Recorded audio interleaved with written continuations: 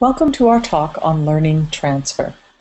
In this talk, we will be outlining what is transfer, how can students develop the ability to transfer their learning, what are some of the challenges faced by teachers, and the barriers students encounter in effecting transfer of learning, and we will conclude with how technology can be used to facilitate transfer of learning.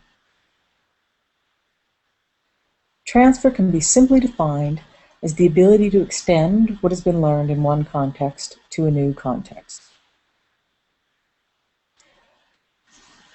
Having provided a simple definition of transfer, we should talk about the idea that even though you can define it simply, it is still a very complex notion. The complexity arises because transfer of learning involves several factors and variables.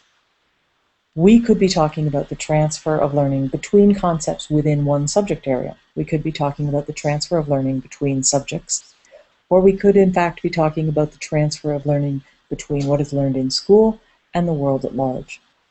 Transfer of learning requires cognitive flexibility, and that takes time to practice and develop. There are several types of transfer, which will be discussed in greater detail in the next few slides. Perkins tells us that we must consider not just if transfer happens, but under what conditions transfer occurs and what the mechanisms of transfer are. So when does transfer occur?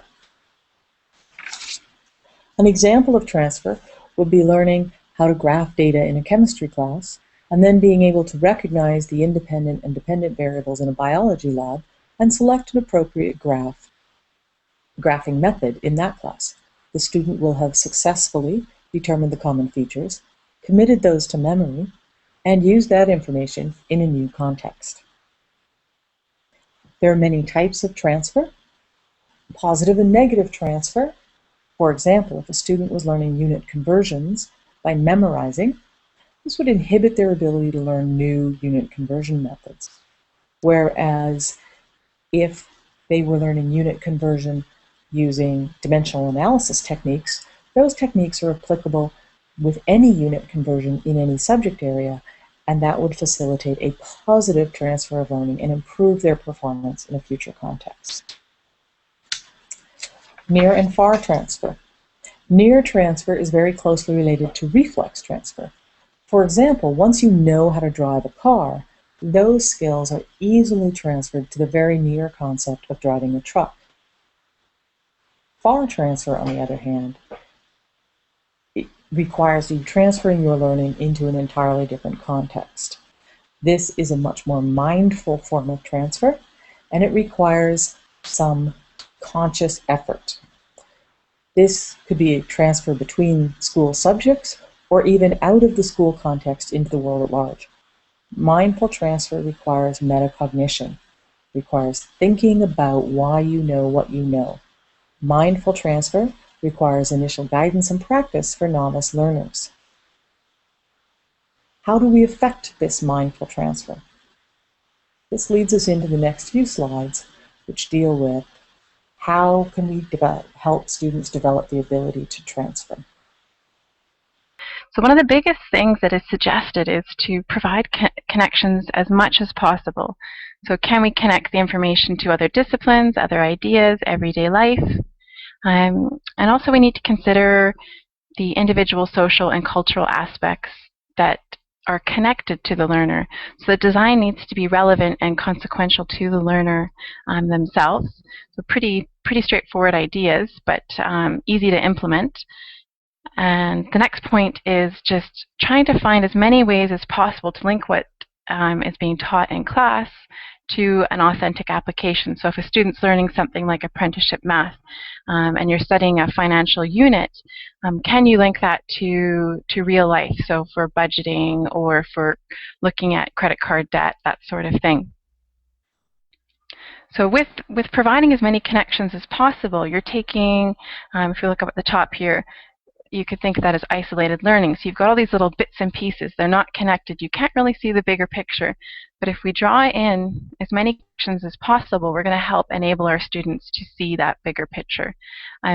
Through providing connections, we're going to see that motivation's increased as well as learning transfer.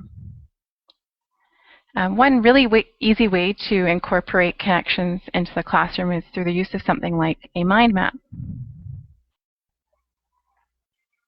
So related to connections, we looked at some literature that talked about framing context expansively. So again, that's just the idea of removing the bounds of the classroom and trying to connect it as much as possible across time, place, to different people, and thinking of learners as actively contributing to that knowledge building process. Transfer was found to be increased if students felt that what they're learning was important and likely to be useful down the road. The same literature also suggested the importance of encouraging learners to draw on their previous knowledge. So one sort of caveat with that is to check for misconceptions in that knowledge and ensure that it does have some focus towards the learning activity. They also mentioned this idea of students being accountable. So they need to learn and understand their role is to generate their own solutions to new problems and adapt existing knowledge. So another thing you can try to use with students is this idea of an invention activity. So that's just really simple. It's time to try something out first before teacher-led instruction. So it could be something like trying to find a general formula for calculating an average. So the process is quite simple. There's some time to invent at the start, so they may or may not be successful. That's not really important. Then there would be the teacher-led instruction, and then some time to practice what they've figured out and apply the methods to different problems.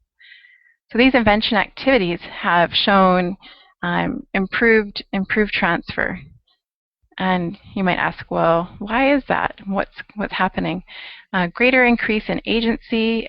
Students are learning from the failures. So by going through the process of invention, they're learning more about the components of the problem and how they interact. So they're getting a deeper understanding.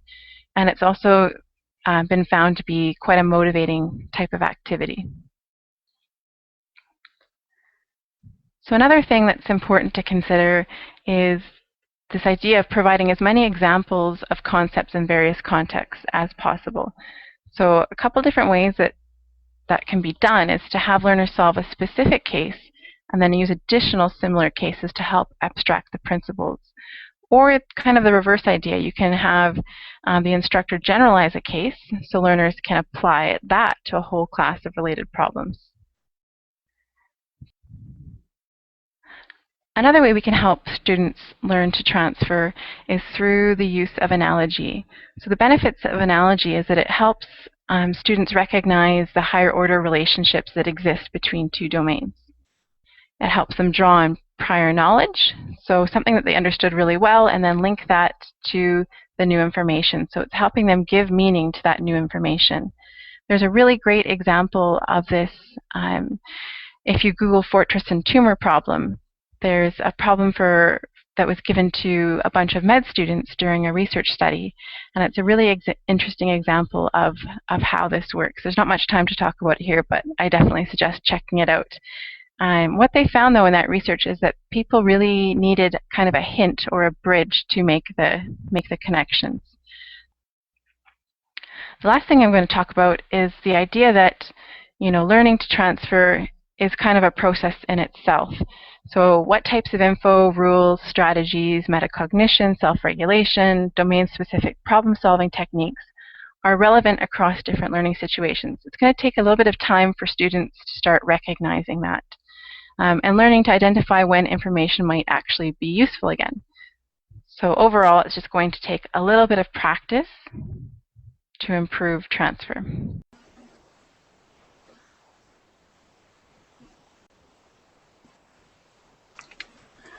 School subjects are often taught in isolation from each other. This over-contextualization is a barrier to knowledge transfer.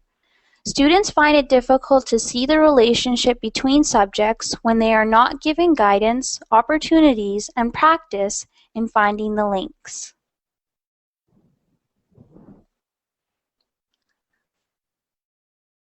Time to learn. It takes time to learn a concept. Even the most talented individuals invest a lot of time to practice to develop skills. Covering too many topics too quickly may cause problems. Such problems include a lack of connections and organization of principles. Learning just can't be rushed. Foundations. Transfer is influenced by the degree of mastery of an original subject. Without it, transfer can't be expected. However, students may misinterpret new information based on previous information. Prior experience can be a barrier to knowledge transfer. Cultural or home life factors may also inhibit transfer between school and life. Oversimplifications can also hinder a student's ability to transfer. For example, students who are taught the Bohr model of the atom and are told the third shell can hold 8 electrons often have a very difficult time understanding electron configurations later in school life when we teach them that there can be 18 electrons in the third shell. This inhibits their ability to move forward with this new information.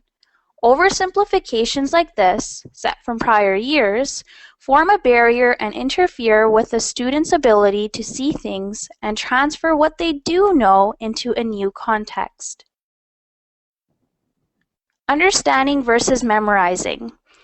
It is easier to transfer information and make connections to content students understand versus information that is simply being memorized. The learner needs to be engaged. Simply telling students the information they need to know limits their ability to internalize the knowledge, therefore limiting their ability to transfer the knowledge. It is also challenging as a teacher to ensure that students are constantly understanding the information that is being presented to them rather than simply memorizing it. Performance versus learning. Sometimes we focus too much on the end product of certain learning experiences, such as when we use a test or a quiz, rather than how the students are learning. Transfer is viewed as an active and dynamic process rather than a passive process. Simply telling students the material they need to know limits their ability to internalize the knowledge piece. Motivation to learn and relevance. The amount of motivation a student has affects the amount of time that student is willing to dedicate to learning. Motivating students to learn can be a difficult task, especially when the student does not find the content interesting. School subjects tend to remove the relevance of the material for many students. They present the information in an artificial manner, also isolating knowledge. This removes an opportunity for students to see how the knowledge is transferable. Authentic activities provide the student with experience in seeing the material connected to the wider world. Using technology to increase transfer. As Zhang, Meyer, and Engel said, all the instructor needs to do is to connect the learning environment to other times, places, and participants in ways that his or her students will believe and be ready to act upon. So in other words, if we can find a way to use technology to effectively expand the classroom in its temporal and spatial dimensions, we can help facilitate our students' transfer of learning. Students can use media to explore the world around them that they cannot access in other ways. They can manipulate models or lab simulations and discover quickly how changing one variable will alter an outcome. For example, a spreadsheet created in a computer class can then be retrieved and modified for a set of chemistry lab calculations. Often in physics and chemistry, students are required to manipulate data by using common software. The teachers can facilitate the transfer of students. The students will use the same skills in each class. Technology can also improve communication. Teachers are often isolated by the geography of the school. The science wing is far away from the English department. And yet, if the teachers can instantly communicate through chat or email with each other, they can point out that they're doing similar types of projects. Perhaps they are both requiring a piece of writing.